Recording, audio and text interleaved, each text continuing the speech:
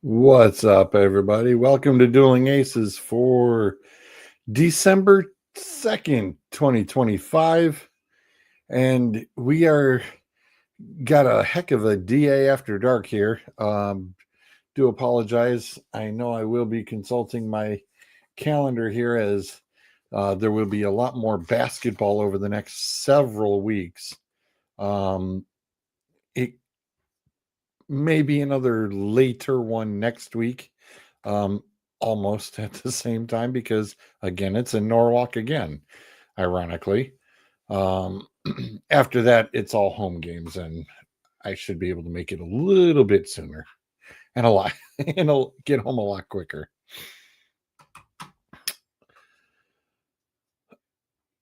Where to begin? Where to begin? Oh, I know exactly where we should begin. We'll begin with the look at what Brutus did. Crossed out the M, put the script Ohio. I mean, that dude had nothing better to do. Well, I mean, And of course, it's why they also during the did the games. OHIO around the big house, and I almost fell off the couch. Well, it's why during the games they try to teach Ohio State fans how to, spell. And eventually, Brutus finally figured it out. He figured out how to do. It's the O, and then the H, and then the I, and then the O. So I mean, congrats to Brutus.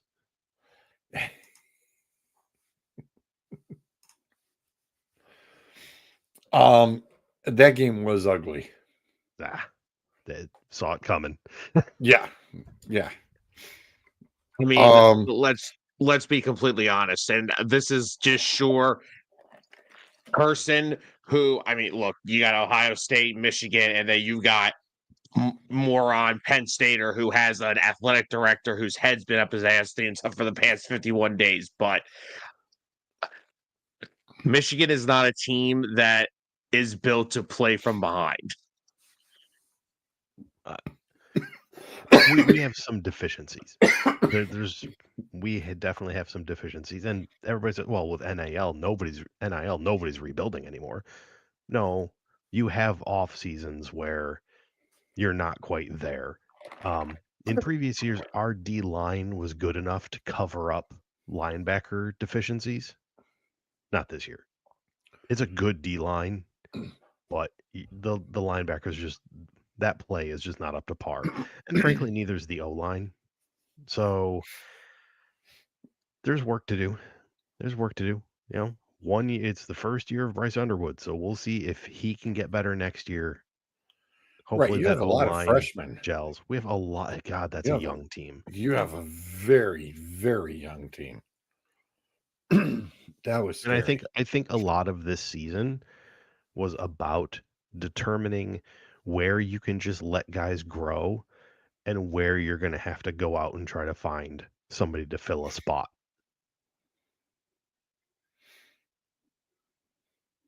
So, yeah, sucks to lose. But I mean, hey, hats off to Ohio State. You finally beat us this decade. Good job.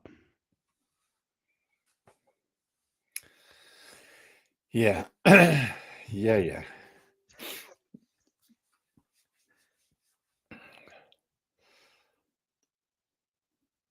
Oh, just got notification. There will be no episode of Talking About Balls tomorrow evening. Thoughts are with Kyle. Apparently, he had an accident I am not caught up with. Justin is also not feeling very well, so we will definitely turn around and keep them gents in our thoughts this evening because they do a hell of a job on Wednesdays. They are hilarious as all get out. Love those guys. They're absolutely funny and love their show too.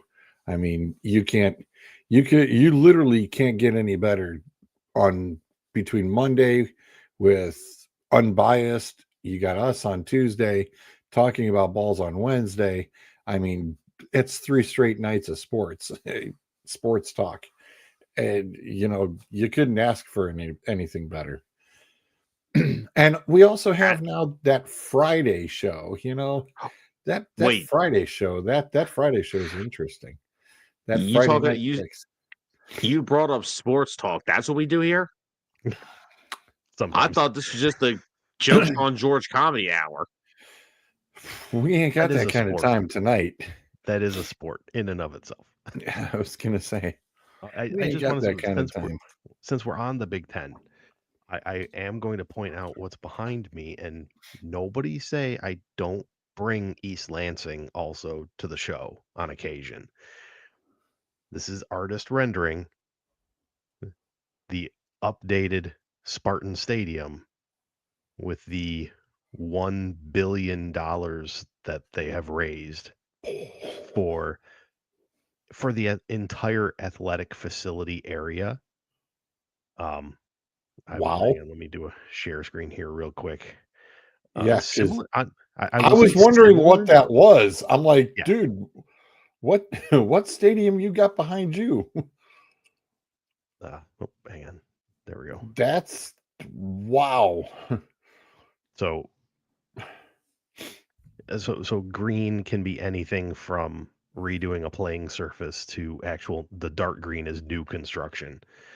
So they're hitting all kinds of stuff, very similar to what Michigan did, 5 years ago, where they took a gigantic amount of money, portioned it up, and said, okay, you're getting new scoreboards, you're getting new PA system, you're getting new field, etc. It's amazing what Pat Fitzgerald can bring, apparently. Yeah, no kidding. Must be nice.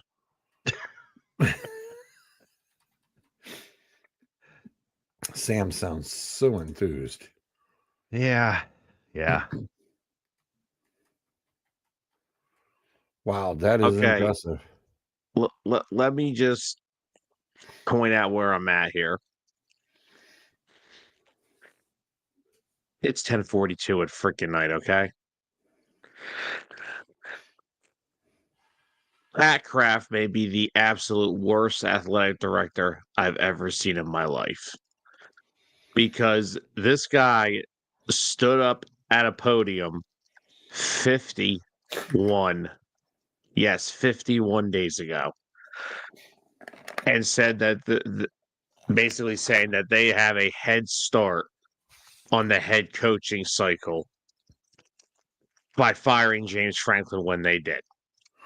Now, look, first off, I'm still at the point where I believed the James Franklin firing, it was going to come eventually.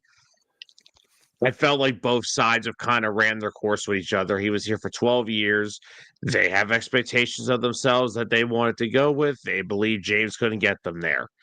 Whatever. That part is what it is at this point. I single-handedly predicted where he would end up next, and ho-hum, look where he's at. And I'm not upset about that part of it. Because it was just time. It was time for him to go. It was time for both sides to just go in different directions. I get it. The only school I believe at the time that was without a head coach was Arkansas. And I believe they were only about a week ahead of us.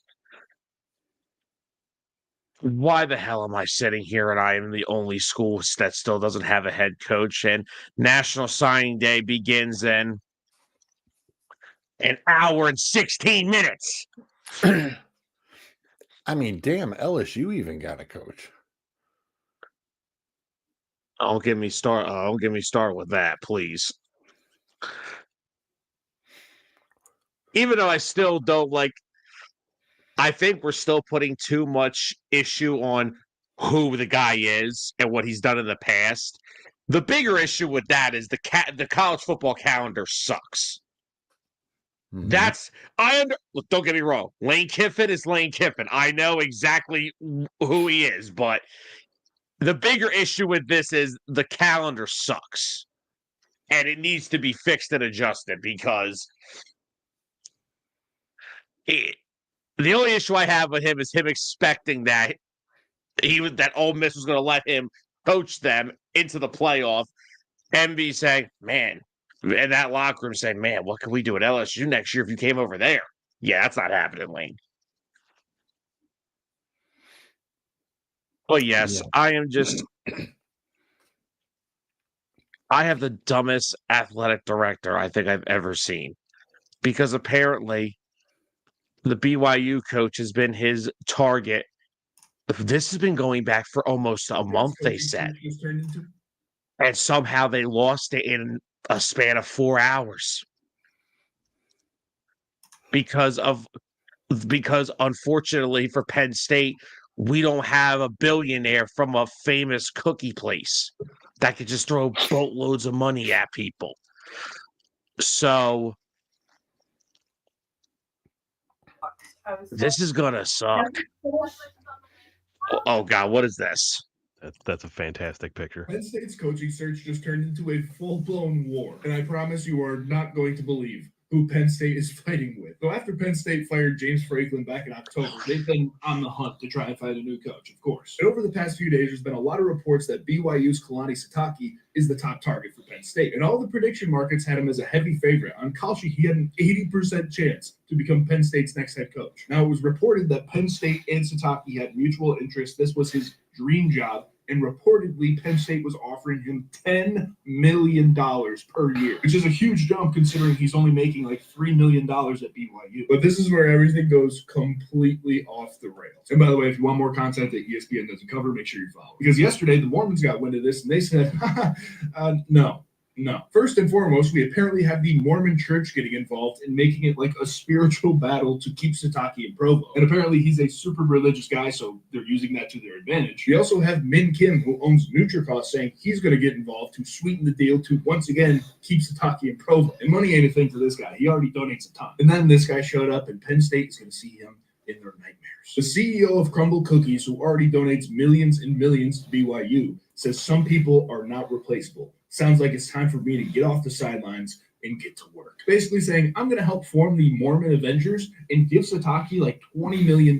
So long story short, Penn State is fighting for a coach against the entire Mormon church in a multi-billion-dollar cookie company and supplement company. Nothing will ever beat college football. This is amazing. Penn State's coach. Sam, I thought of you when I watched this, and I went, yep, got to play this for you today. I saw this earlier this afternoon and it had me rolling. I just love the crumble cookie part. It's so funny. It was so funny. Absolutely hysterical. It's so freaking hilarious. It's like that man. Yeah. When you got a couple of billionaires who are going to help keep that guy there. That dude's about to get paid. And the funny thing was, I think Penn State even upped the offer within the last like 2 days to like closer to 12 million. But we're not out doing the crumble cookie guy apparently.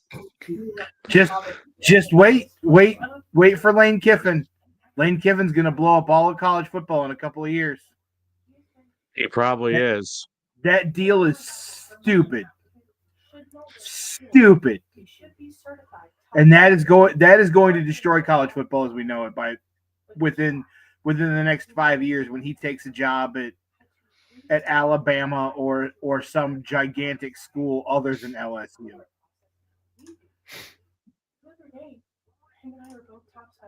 He's just taking a tour of the SEC now. I mean, let's be honest. LSU isn't what it used to be. It is a mid-range school, especially in the SEC at the moment.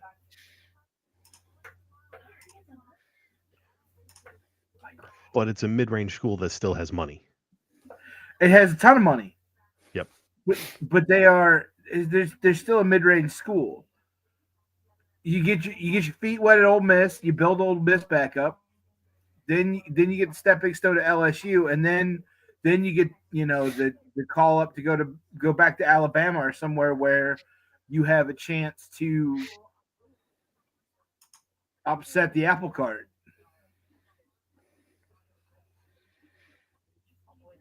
Well, speaking of upsetting the apple cart, I thought this was the biggest slap in the face about the whole Lane Kiffin thing. But this is a divorce. And the analogy I'd make is this. If you're leaving me for one of our neighbors who I hate, but you tell me you want to stay through Christmas for the kids, I'm telling you to take your ass on down the road and we'll figure out Christmas with who's here. I appreciate it's a mature way to view it. Maybe I'm being immature, but damn it, I am, and I hold grudges, and there's no way in God's green earth I'd let him coach my team. But absolutely, 100%. You don't get to take the job at LSU and finish out the job at Ole Miss. Sorry, give me your resignation. Bye. There's the door. Yep, there's the door. Don't let it hit you where the good Lord split you. And judging from some of the comments I was seeing, the kids didn't want you there. Mm-mm. Nope. You don't. No. Yeah, you don't get to coach through Christmas or through the bowl games and then get to use your recruiting advantage still to wait for the transfer portal on January 1st. No. Get the fuck out. You're done. My man was still trying to get his bonus for coaching in the national championship. Yep.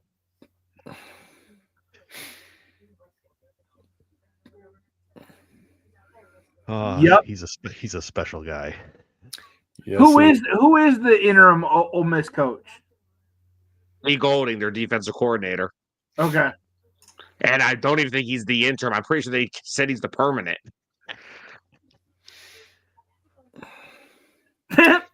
this? Hold on. Is the set. Come on. George, did you already have that, or are you just? Oh, I got you. You already had it. Okay. I got you. Just checking. This is listen. If you're gonna pair it. Oh, that's a turf toe injury right there. Oh, for sure. When I saw it, Joe Burrow. When I saw that dig in, I'm going, dude. When I saw his his plant leg extend, and it planted right by the ball, I'm going, oh, that's not good. And then I saw that foot, and I was like, oh, don't break that ankle. My God, I cringed. Do you have the Jackson Dart hit, by the way?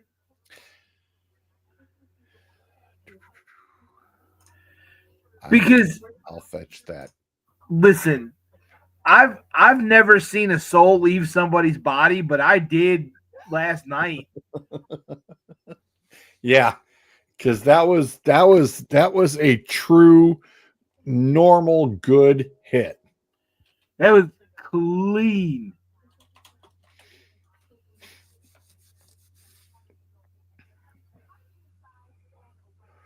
I got it. what kind of competitors they are last night. Come on, bring me that damn. There we go.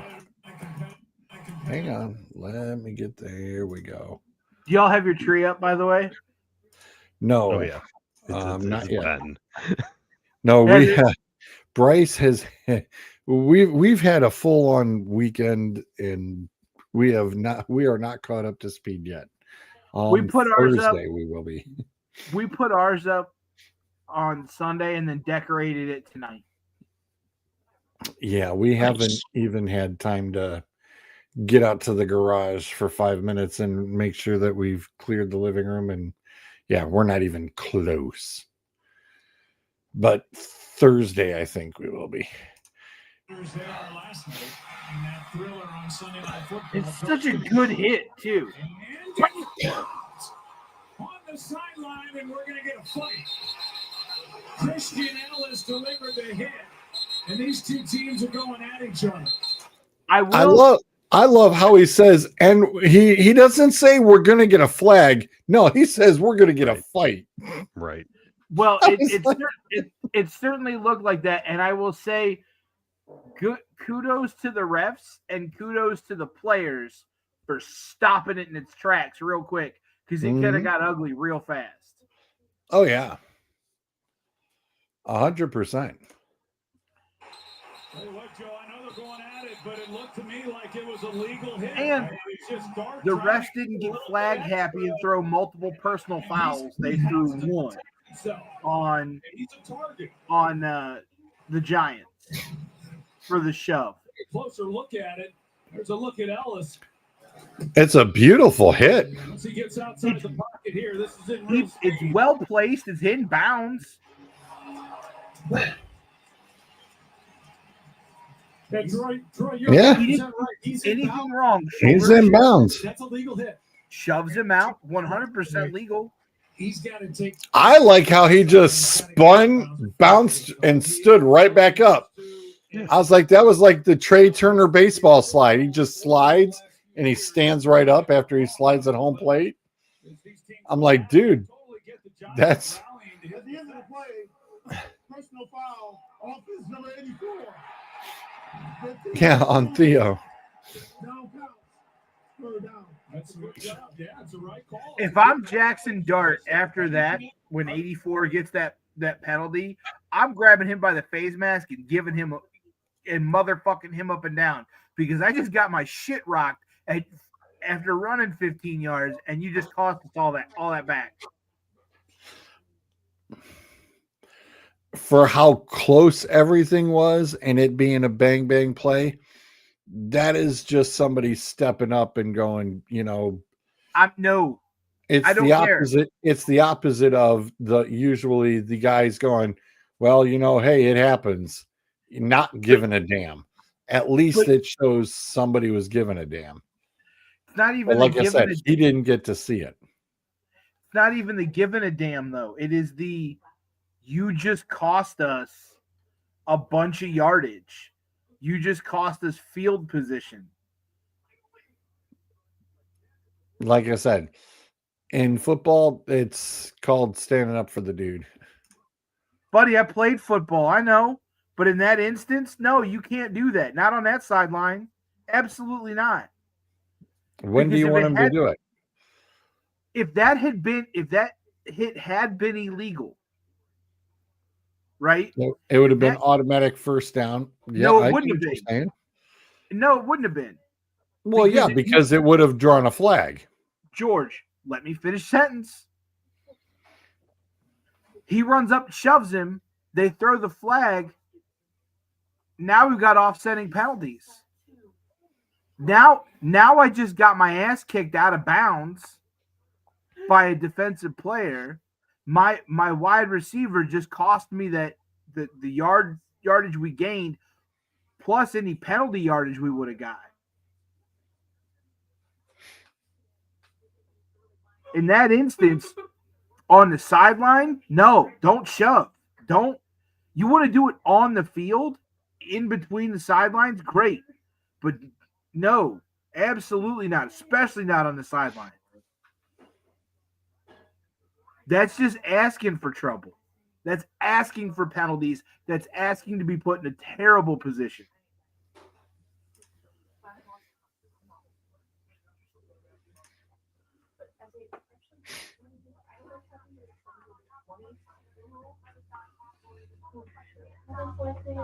You can disagree with me all you want, but that's my opinion on it.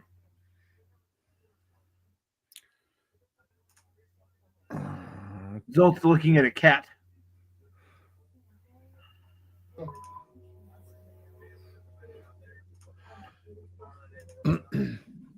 Well, we also got this one. And I want that known. Like, I see why he got punched in the nuts. Because that's just like, he said some things that you should not say to another man ever. But like, I don't respect it because you say that, then run behind your O-line. That's some real soft shit. And I want that known. I see exactly why they punched the nuts. I'm surprised nobody punched him in the jaw yet. I can't speak for how he was raised, but if you have nothing good to say, don't say something to somebody. He had a lot to say that was demeaning and disparaging towards some of our players. So Uh, Mr. Jennings is probably going to find himself in a different type of hot seat, I think, here, because one report I also saw this morning was that Mr. Shanahan is taking to a small investigation to find out what is going on with Mr. Jennings and running himself at the mouth to the point where last week he got kicked in the nuts. And I was at the game on Sunday. And yes, I saw this during the injury timeout with one of the Browns linemen. And Jennings just was jaw jacking.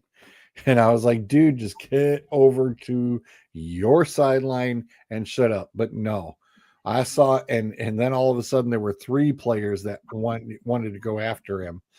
And he ran around behind the 49ers offensive line. And I was like, dude, you better just stay on that sideline, because if he was lined up on the left, I said, dude, he was toast. If he ended up on that Browns bench, he was screwed. So I was wondering what was going on. And when I saw this, when I got home Sunday night, I was like, yep, I had a funny feeling there was something going on. So yeah, that game was an embarrassment. Mr. Jennings is definitely drawing some unwanted attention to himself. That game was an embarrassment.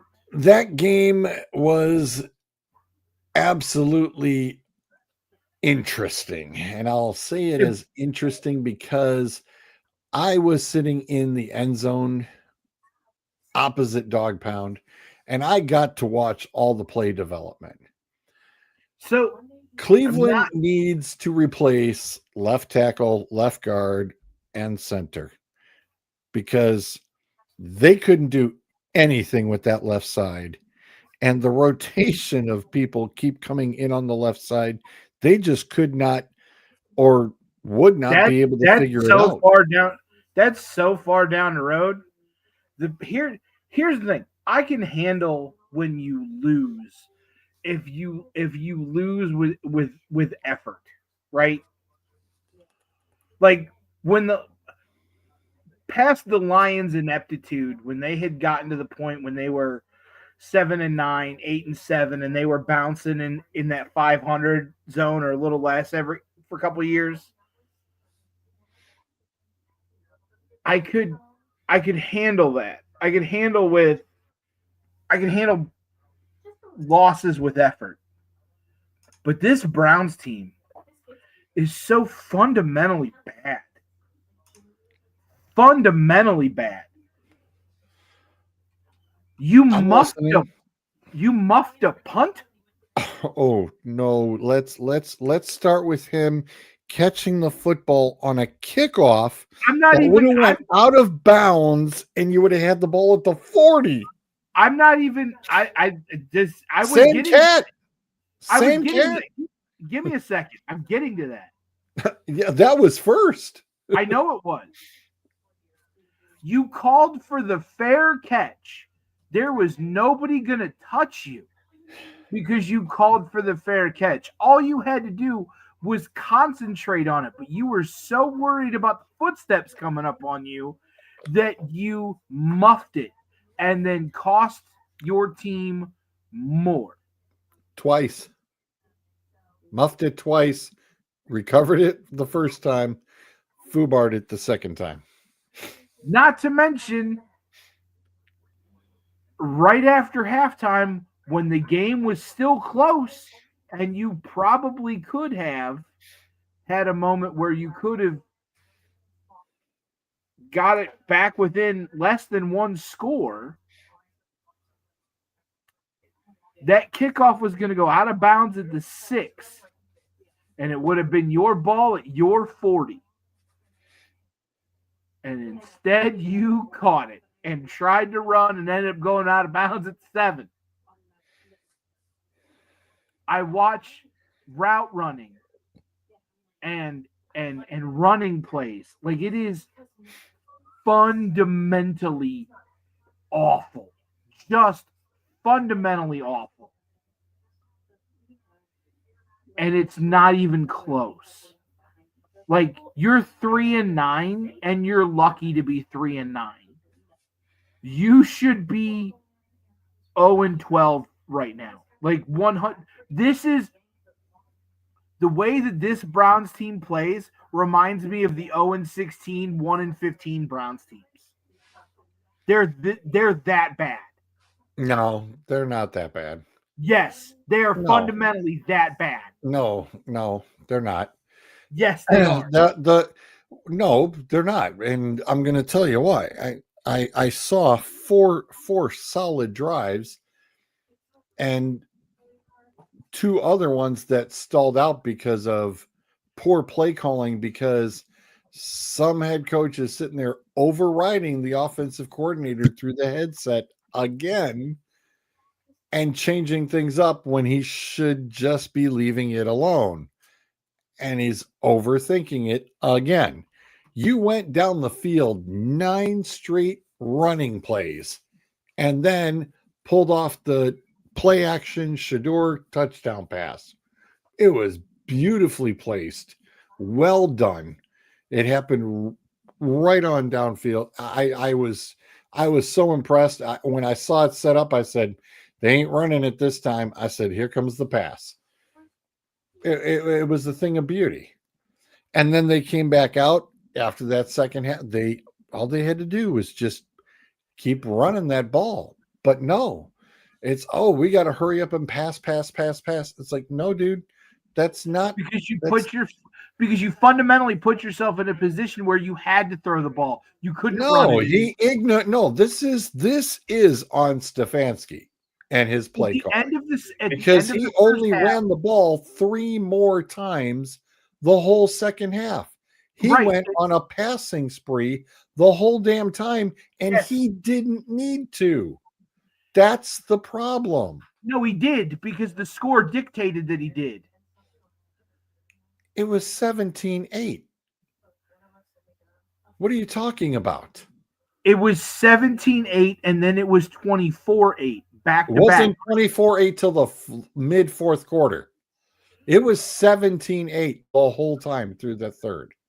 You put yourself in a position where you had to where you had to pass the football. He did not. No, he did not. There was still 8 minutes and 12 seconds when they got the ball in the third quarter. It was 8-12. You are fundamentally that bad from top to bottom that you put yourself in that position. No, because your defense was... George, fundamentals are play calling too. Fundamentally, top to bottom, coaching staff to players. Fundamentally, that play calling has nothing to do with the players. The play calling is all on the coach. George, fundamentals, the fundamentals of football. Right. That's as far as handoffs. There was no issues with any handoffs. Yes, it is. Yes, it is. Yes, it is. Dude, you're talking out of your backside. No, fundamentals of football is the basics of drills and running the ball, throwing the ball. No, the fundamentals of play calling, no, it's the head coach. Sam, you had this discussion last night with the Eagles and had the same thing. I basically even shared with you and commented with you that yes, the Browns head coach is pulling the same stunts that you get, except the only difference is you guys have much more talented players than we do. But the play calling is, for some reason, they're like, we got to throw, we got to pass. No, you don't. You have plenty of time. With 8 minutes and 21 seconds in the third quarter, Sam, you're only down 17-8. Hello, that's a touchdown and a field goal. You are not out of the game. We have seen teams come back from being down 28 points in a fourth quarter and come back and win in a fourth quarter. You can go back to strictly go out and run that football. but you went away from it. You totally went away from it. And no, I'm sorry. As a guy who also does coaching, no, you don't need to abandon it. You can stick with your game plan and you can adjust it later. That's why, Bryce even was saying to me, oh, yeah, they got to get down there and go for 2 and then, get the kickoff and, send them back. And I said, no.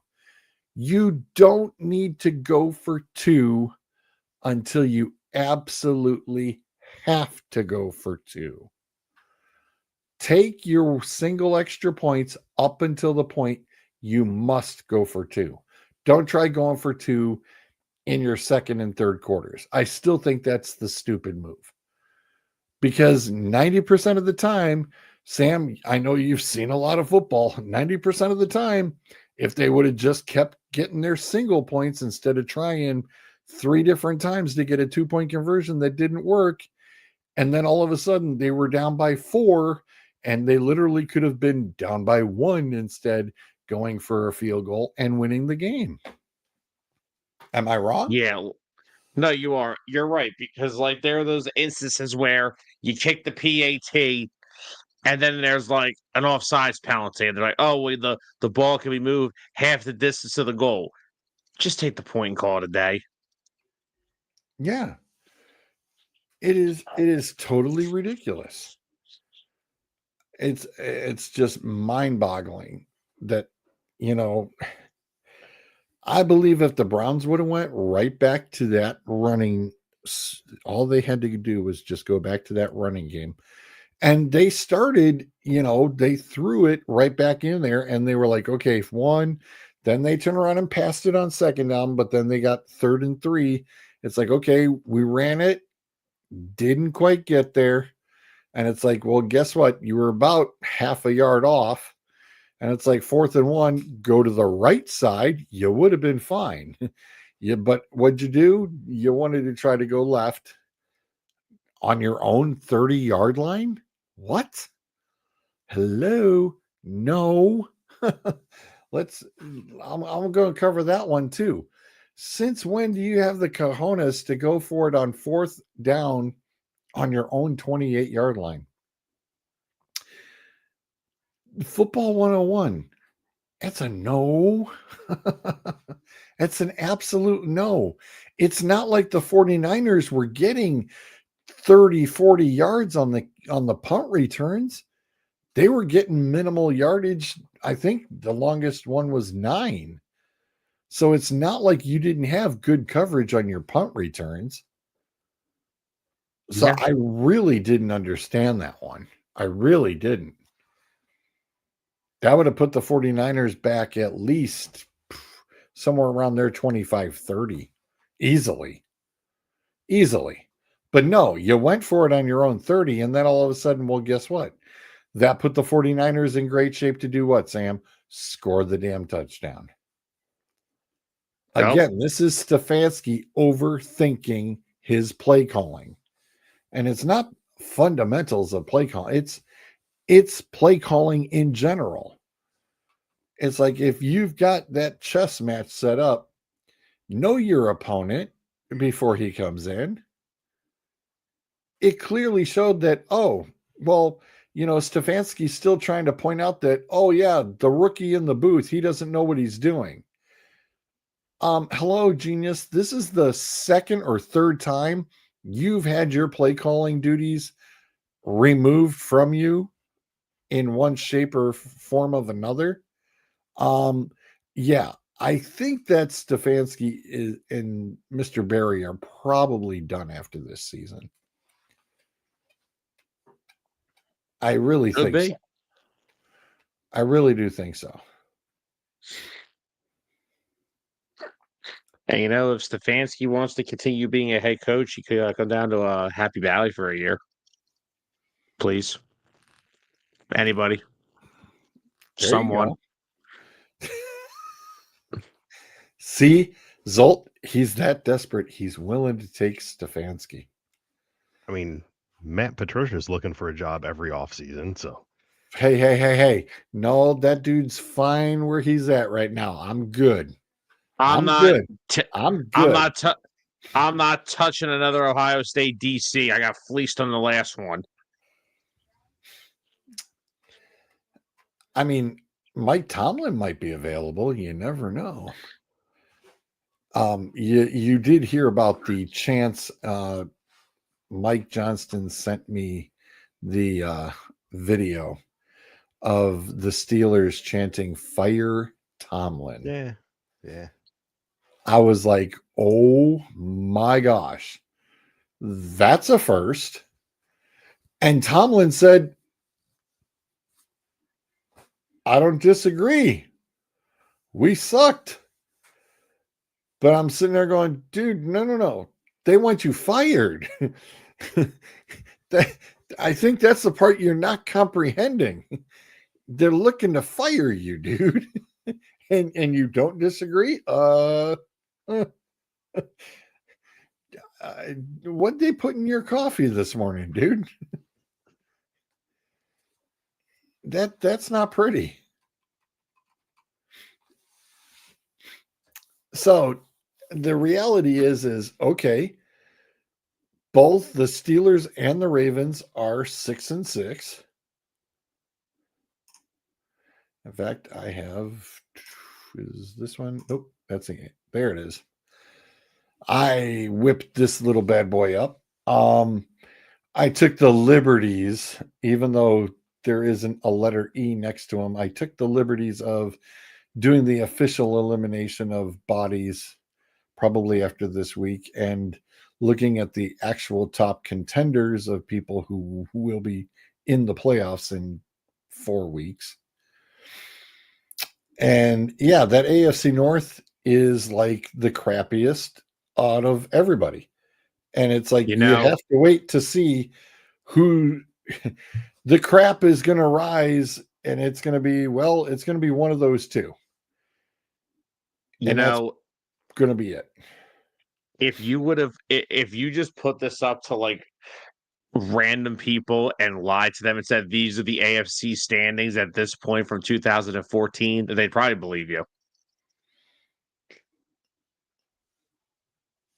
Pats at 1, Denver right in first place. Everybody would think this is back to the Brady Manning days. You're like, wow, this is the freaking 2014 standings because everything else looks about the same.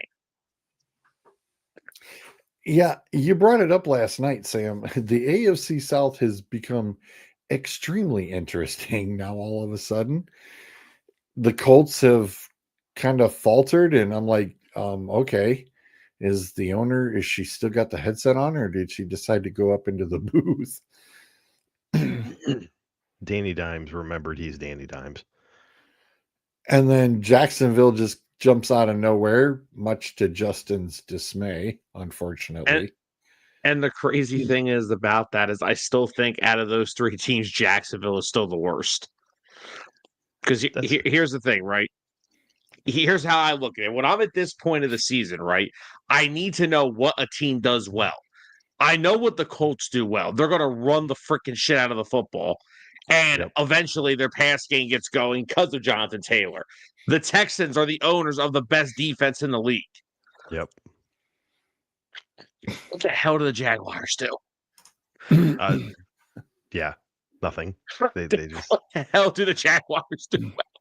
And all of a sudden, the Houston Texans remembered how to play football. Well, their defense has. Their offense is still pretty sporadic. Their defense has, and they have a top wide receiver in the league. Also true. Yeah, I'm looking forward to Tank Dell coming back next year. I was gonna say, if that team ever figures out an actual running game and actually figures out an O-line, yeah, you're talking like a 13-14 win season. Mm-hmm. None of us had the New England Patriots in first place. That rebuild went quick. Yeah, nobody saw that coming. Nobody at all. And if somebody said, "Oh yeah, I did," I call them a liar because none of us had them there. Nobody. I saw I saw an AFC East trash talking group that was like a suggested something I would want to be a part of, but I'm like, I don't have a dog in any of that fight. Why would I care? And it was a picture of Brady and a picture of Drake May, and then the caption on it said, "This is Bills fans." They're saying, "Oh shit, it's happening again." Anthony, I'm gonna disagree with you. You want to know why? Because none of those people are Mike Vrabel's people. They're all the previous coach's people. And if you don't think Robert Kraft is a backstabbing little sneaky SOB, yeah, okay. Go ahead. Keep thinking that. Because all I know is Mr. Kraft turned around and made a phone call to Vrabel while Vrabel was being the consultant with Cleveland and went, hey, we're going to bump this guy and we'll bring you in. It's basically how it went. So, yeah, no, the New England Patriots, they're not even Vrabel's people. That's the scary part. Hold on. When you're saying who is the Vrabel's people? Who are you talking about? The players. He only picked what, 9 guys this year? He didn't pick any of these other guys. All those guys were there before he got there. Who was there before he got there? Drake May. And the O-line. I mean, what? He brought in the running back, 2 extra rookie linebackers. Hold on. Campbell and Wilson were just drafted this past year, so they were there. Garrett Bradbury was just signed in March, and Morgan Moses was just brought over in March. So 4 of the 5 offensive linemen are new.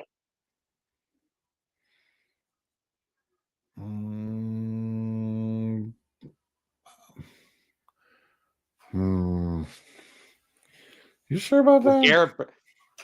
Garrett Bradbury, their center, was with the Vikings. He got cut because the Vikings signed Kelly from the Colts. So Bradbury got cut, and then the Patriots signed him. And then Will Campbell was a top 5 pick. Jarrett Wilson was a 3rd round pick. And Morgan Moses was either traded for during the offseason or he was signed after being cut. I don't know if the Jets traded him or just cut him. I can't remember. I thought they cut him. It was one of the 2. Either way, he was just brought over this year. Well, like I said, though, I mean, you still have McDaniels running the ship. Yeah, McDaniels wasn't there. McDaniels wasn't there last year with the year with Jerome Mayo. Right, hold on 1 second. If we're talking about people that isn't Vrabel's people, Josh McDaniels is Robert Kraft's person. Yeah. He is no one's person. That son of a bitch will go back to New England, even if they're 0-17 and freaking I don't even know who the head coach would be. He is just a patriot. He ain't no one's people. He don't get that right. Touche. But no, I still think that Vrabel next year will have much more of his people. Well, yeah, they're definitely already. Well, they've already. The defensive side of the ball is already his. I mean, half their damn offseason additions were on that side of the football. Anthony, it's literally he's only gotten 10 quarters in real NFL. Oh, how to put that? Real-time NFL football play. The kid actually looked very composed, even when, he's stuck in the crappy situation he was on Sunday a couple of times. And with Stefanski yelling crap off from the sidelines to overrule what was being talked to in the helmet, that crap has to stop. You can't You can't even be doing that with either rookie. He did it. He even did it when the one play where Shador turned around and did the slide, got injured, and Dylan went out there. He was still overriding the guy and telling Dylan what he wanted. And what did Dylan do? He threw the pass out to the right for no gain. And the worst part about it was the Browns fans booed Dylan when he came out to fill in for Sanders for just that one play. I was like, Browns fans, you're sick, you're mental, you need help. This is why I say I'm a Browns fan by birthright. I'm a 49ers fan by choice.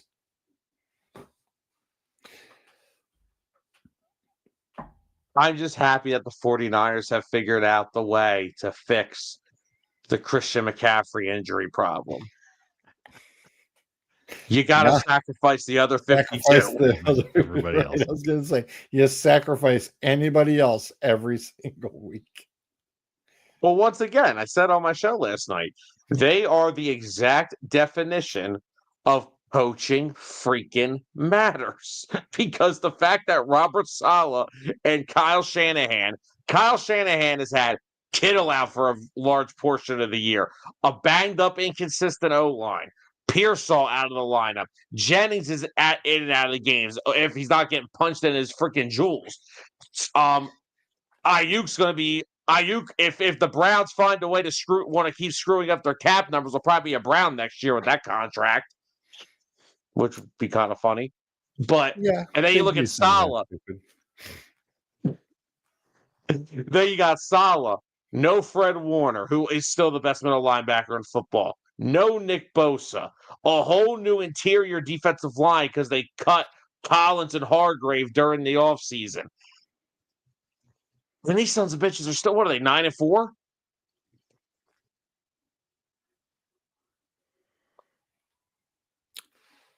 Yes.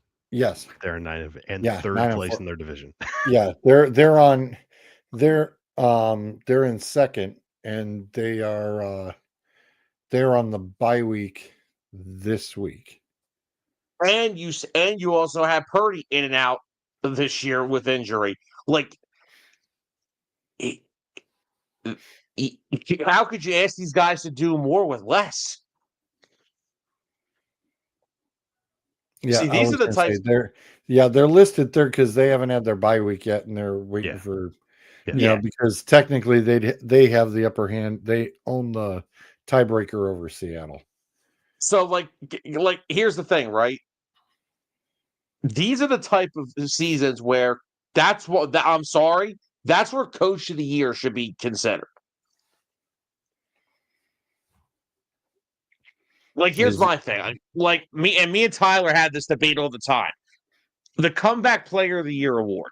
I don't believe you should win Comeback Player of the Year just because for the first 5 years of your life, you sucked in the NFL. You're not coming back from something. You just sucked at what you were doing, Geno Smith. And he sucks again. But like, I understand, like, Vrabel will get the love because the Patriots are 11-2.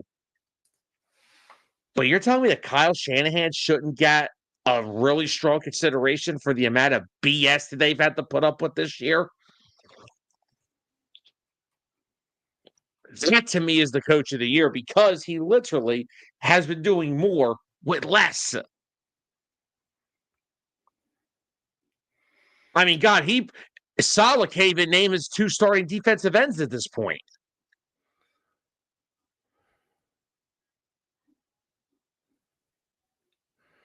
What 3 teams in the NFC are you afraid of that can make it deep in the playoffs? Can I answer that first? Yeah, go ahead. Let Zol go because Zol beat me to it. Go ahead. Rams. I'm still scared to death of the Eagles because they win games. They win games. This week, notwithstanding, it was Thanksgiving. It's weird things happen. And to go back to Thanksgiving, Dallas is playing some of the best football I've seen the past couple weeks. Dallas is actually playing really well. I mean, they got 5 weeks to, turn to crater again, but they're playing really well right now. But Rams are, granted, Stafford had some hiccups this week, but my God, that team is playing like they're built perfectly and have been the entire season. And the Tampa Bay Buccaneers are falling and the Panthers are rising. And that makes that division look like your true Jekyll and Hyde for sure. The South is a cluster. Yeah. The South is like the AFC North. So here's where I'm going to divvy this up with. I can't say Philly right now because our offense is just way too hit or damn miss to say anything about. Dallas is having a really good little run. I do want to say if they do make the playoffs, offensively, they may be a mismatch for a lot of teams because Pickens and Lamb are two completely different wide receivers. One guy can go deep down the field and kill you, and the other guy's going to kill you over the middle of the field if he remembers what these are. Yes. But then on top of that, you still got Ferguson, and Javonte Williams is having a freaking year. Their O-lines played great. Quinnen Williams and Logan Wilson have done nothing but help their defense out a lot.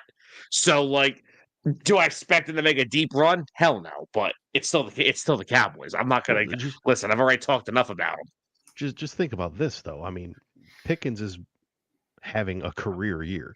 Mm-hmm. What happens to that team? What happens with that offense if Lamb turns back into CD Lamb? Oh, That's trouble. 500 a game. Warning.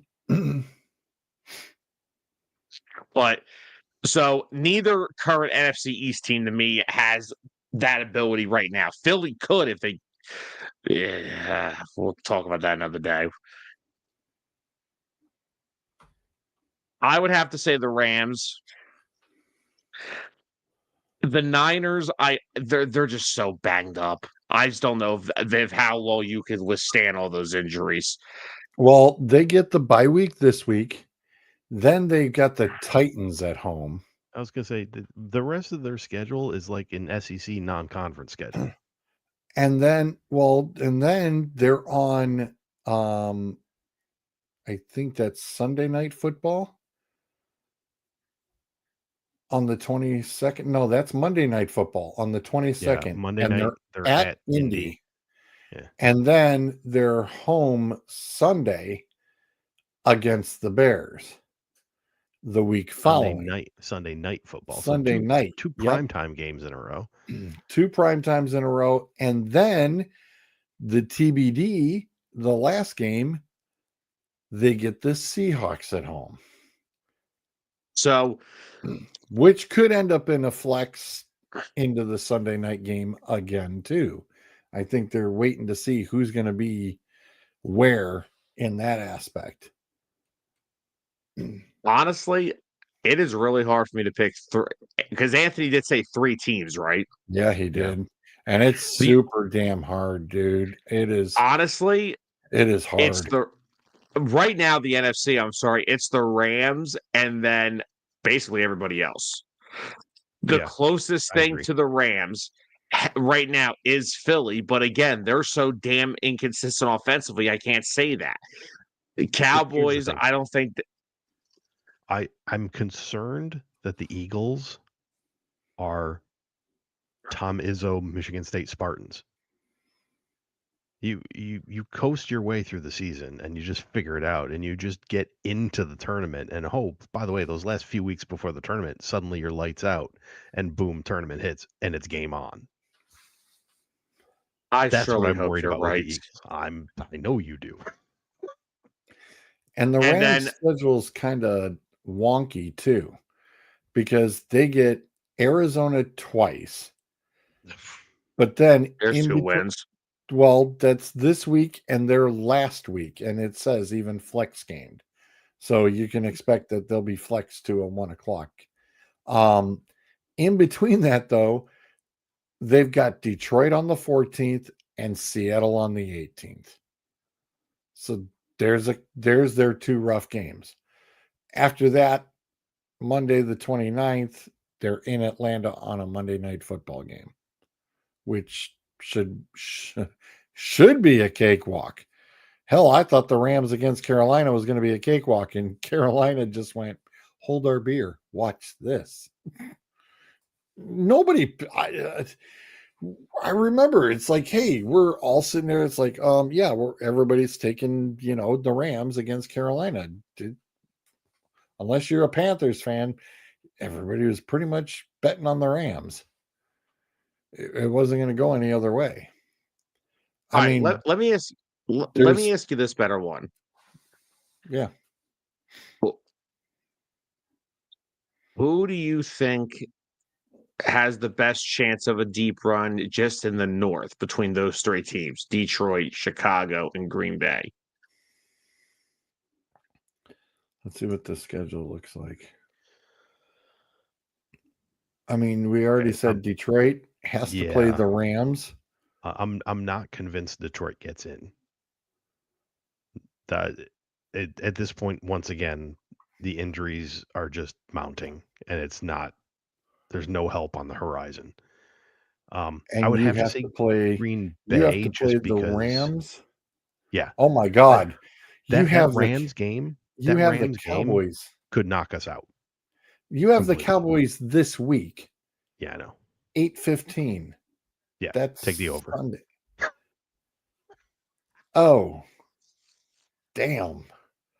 You have the Cowboys. Quarterbacks at 80% completion percentage. You got the Cowboys, then the Rams, Steelers, which then you get gifts. You get the Steelers just before Christmas. Yeah, then you well, get we the got a Vikings. Christmas Day. We get a Christmas present on Christmas Day. You get a game 4 days apart. Yes. To go play at the Vikings, no less. And then you're at the Bears for your last week. At the Bears to finish it up. It's not looking well. No. I want to, the crazy thing is that now we're talking a deep playoff run if they get in. The Bears actually have the formula to do it because you need to have 2 things in the playoffs. A defense that can find a way to create a couple turnovers a game, which they can, and to be able to run the football. Well, Jesus Christmas, if we know they don't do that well already. Mm-hmm. But you still need to have your passing offense able to make enough plays. And I think I don't think Caleb has been bad this year. I think right now they're just at the point with him right now. It's like, just do us one. It's like Jalen Hurts last year. Just don't lose the fucking game for us. Well, they're going to find out this week. The Bears play the Packers. If the Bears beat the Packers, you know that things are legit in Green Bay. Green Bay. And it's in Green Bay. And they have to go, it's Packers, then Browns, Merry Christmas, and then you get the Packers again. This is where that schedule got a little weird. And then at 49ers. And then at 49ers, and then finish at home against the Lions. They've got the hardest schedule. That's no cakewalk. You got to play against division rival twice within 3 weeks. That is extremely difficult to have to do. Extremely. I mean, yeah, you get the cakewalk game of the Browns in between, The Packers. Okay. I might have spoken a little too soon. The Packers have to go to Denver while the Bears get the Lions. The Packers will be at the Broncos. That's not good. Yeah, then they're want to say it, at the Bears, and then they get the Ravens. I've thrown a ton of disrespect at the Bears, and I will continue to do so. Of course. I still think at this point, Packers take the division. Mm. I'm sorry. Yes, you're I 9 think and 3. I think the Broncos Ravens games will hurt the Packers though. I don't think they win. You're 9 and 3, and your point differential is +6. I mean, you have 2 quality wins on the season total. Well, Yes, and one of them was recent. the Packers have that tie. That tie Yeah. is what screws you. The ties always screw you over. I mean, Green Bay plays them twice in 3 weeks, so you could literally put yourself. Green Bay could literally take the lead and put themselves in a position where the Bears can't catch up. But the Packers have to play at the Broncos and against the Ravens. True. Those are not easy games at all. I would say that the Packers actually lose both of those games. Well, I mean, I would think the Bears, honestly, I think the Bears lose to the 49ers Oh, I don't disagree. and potentially But they Detroit. could it's going to come down to the head-to-head matchups. It is going to come down to those because Minnesota's got the Vikings as their final one. So it's like, hey, listen, they could end up almost tied with the same record, and it's just going to be a matter of who won the head-to-head battles. It really could be. Yeah. But I definitely think they'll both be in. They'll be in that top 7. And I think only one of those two out of the South, of course, will be in. It's just a matter of however that washes out, whether it be Carolina or Tampa Bay.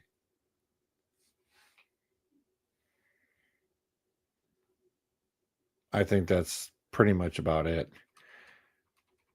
Because everybody else, it's like, man, there's just a lot there.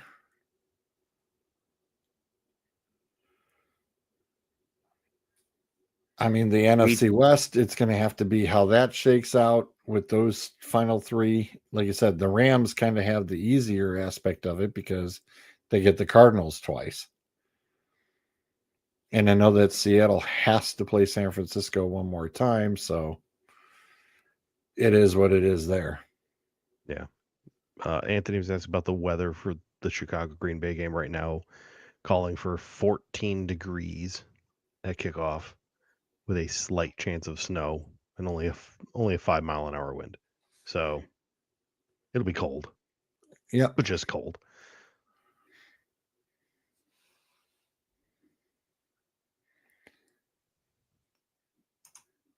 He's saying he's not sure about Dallas, might not make the playoffs.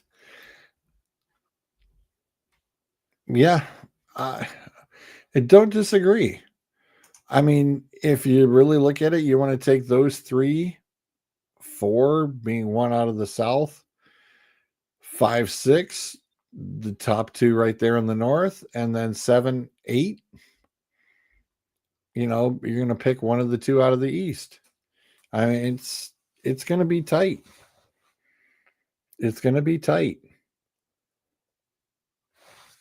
Sam, who's Philly got the rest of the way? Un momento, please.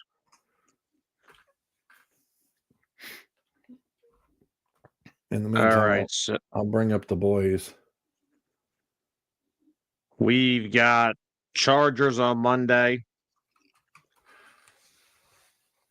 The Harbaughs. Then we are home against the Raiders. Oh, there's your easy win. There's your bye week. Yeah, I was gonna say, here's your extra bye week. Then we are at the Commanders. Well, at the Then current we're- state of things, that should be a good one. Then we have to play Denver? We already played Denver. No. No, I'm just gonna say, who's after the Commanders? The Bills. and then we end the season home against the Commanders. Oh, okay. All right.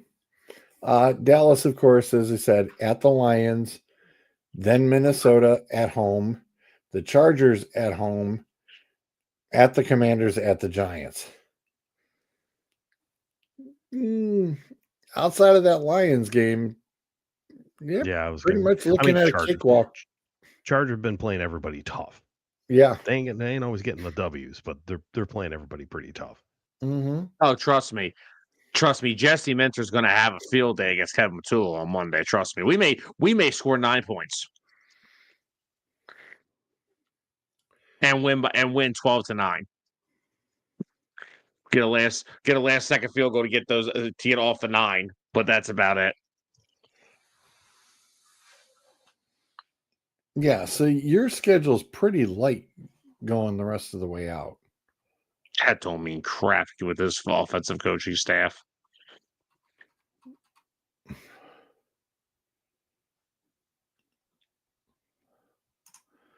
Is that New Eagles never played the Bills, right?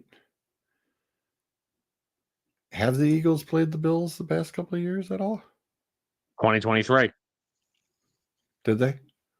Yeah, they that's when they came here and we beat them in overtime.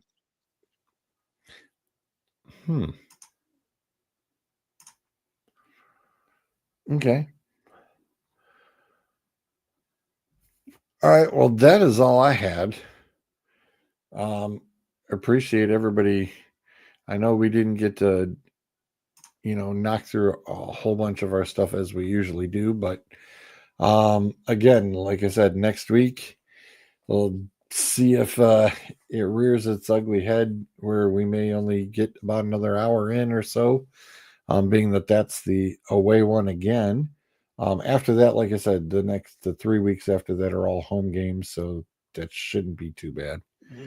Someone answer me a question before we log off here. This is actually a legit question. Do I have a freaking head coach by next week's show? No. Sorry, Sam. And we will spare everybody the fill in the blank, which I was thinking about doing biggest NFL comebacks in a game so far this season. Sorry, Sam. Isn't there a Denver Giants one that kind of rings a bell right now? That game, it kind of rings a bell. No, there was one I think that was bigger. Well, that's what I'm saying. That's one of them. That's definitely one of them. Preview for next time. Yeah. Next time on Dueling Aces. Good. Thank good you, night, everybody. Say good night, Grace. That takes care of the 4 minutes. Say good night, Grayson. Good night. Good night. I said say good night, Gracie. Good night. Good night. So I said, well, flip a coin. And if it comes out heads, have your hair dyed. And if it comes out tails, say good night, Grayson. Good night.